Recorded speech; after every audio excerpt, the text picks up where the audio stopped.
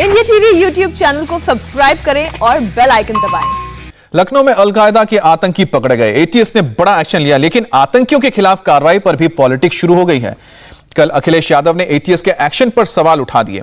इस पर अब बीजेपी ने पलटवार किया है। बीजेपी आईटी डिपार्टमेंट के नेशनल इंचार्ज अमित मालवीय ने ट्विटर पर लिखा, अखिलेश यादव ने पहले वैक्सीन पर शक जताया और अब कह रहे हैं कि आतंकियों के खिलाफ यूपी पुलिस की कार्रवाई पर भरोसा नहीं कर सकते। जब इन्हें किसी पर विश्वास ही नहीं है, ना प्रदेश की जनता पर, ना प्रशासन पर, तो फिर मुख्यमंत्री क्यों बनना चाह रहे हैं घर बैठे।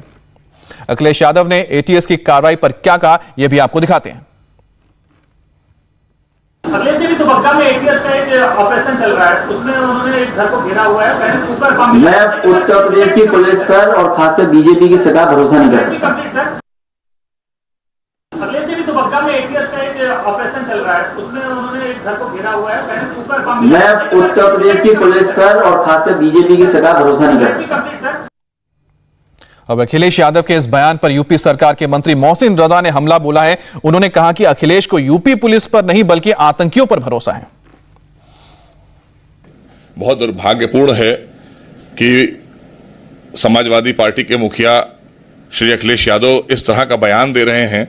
अपनी ही सुरक्षा एजेंसियों का मनोबल गिराने वाली बात आज हम एटीएस की भूरी भूरी प्रशंसा करेंगे, आदरणीय योगी सरकार की करेंगे कि कम से कम प्रदेश की सुरक्षा के मद्देनजर एक बहुत बड़ी साजिश को नाकाम कर दिया। हमारी एटीएस ने अलकायदा जैसे आतंकियों को पकड़ के, वरना क्या होता उत्तर प्रदेश में, कहां कौन सा हादसा हो जाता। इसका मतलब है कि हमारी एजेंसियां सतर्क हैं। आदरणीय योगी जी के नेतृत्व में बहुत अच्छी सुरक्षा व्यवस्था है प्रदेश में। लेकिन ये वो लोग हैं, हम समाजवादी पार्टी से यही उम्मीद कर सकते हैं जो उन्होंने कहा कि हमें उत्तर प्रदेश पुलिस पर भरोसा नहीं है, तो इन्हें आतंकियों पर भरोसा है। क्योंकि जब ये सरकार में आते हैं तो ये कहते हैं कि ये इनोसेंट हैं, इन पर से हम मुकदमे हटा लेंगे। तो समाजवादी पार्टी से यही उम्मीद की जा सकती है, या इनके सहयोगी दल कांग्रेस जो आतंकियों को ओसामा साहब और लखवी साहब इस तरह के बयानात देकर उनको साहब और महिमा मंडित करने वाले लोग, इनसे यही उम्मीद की जा सकती है। लेकिन बड़ा दुर्भाग्यपूर्ण है कि अखिलेश यादव जी उत्तर प्रदेश में रहकर उत्तर प्रदेश की सुरक्षा एजेंसियों पर सवाल उठा रहे हैं। और चंद दिन बाद अभी चुनाव में आएंगे तो यही सुरक्षा एजेंसियां उनको सुरक्षा भी मुहैया कराएंगी। और जब वो सरकार चला रहे थे तब भी यही सुरक्षा एजेंसियां थी। लेकिन हाँ, उस दौरान ये सुरक्षा एजेंसियों की पिटाई कराते थे और सदन में कहते थे कि हाँ, हमारे फला फला जगह पर पुलिस की पिटाई हुई है। तो ये दुर्भाग्यपूर्ण है, क्योंकि इन्होंने ऐसी सरकार चलाई है और आदरणीय योगी जी की सरकार में पुलिस का इकबाल बढ़ा है और उसका परिणाम प्रदेश ने दिखा है। यूपी एटीएस ने अलकायदा से जुड़े जिन दो आतंकवादियों को पकड़ा है, उनमें एक का नाम है मिनाज अहमद।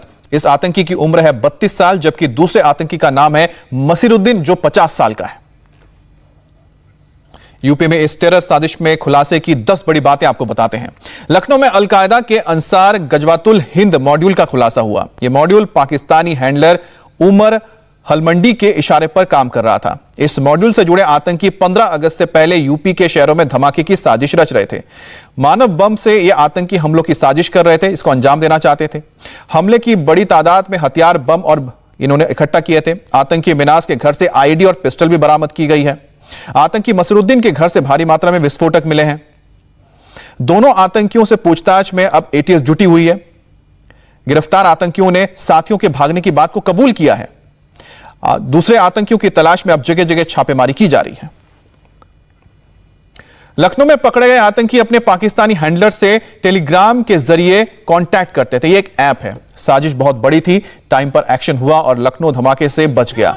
अलकायदा और अंसार गजवातुल हिंद ने 3 लेयर वाला टेरर प्लान तैयार किया था। पहला प्लान लखनऊ के बड़े बाजार में ब्लास्ट करना था। दूसरा प्लान यूपी के धार्मिक शहरों में धमाके करने का था और तीसरा प्लान यूपी के बड़े नेताओं की हत्या करना था।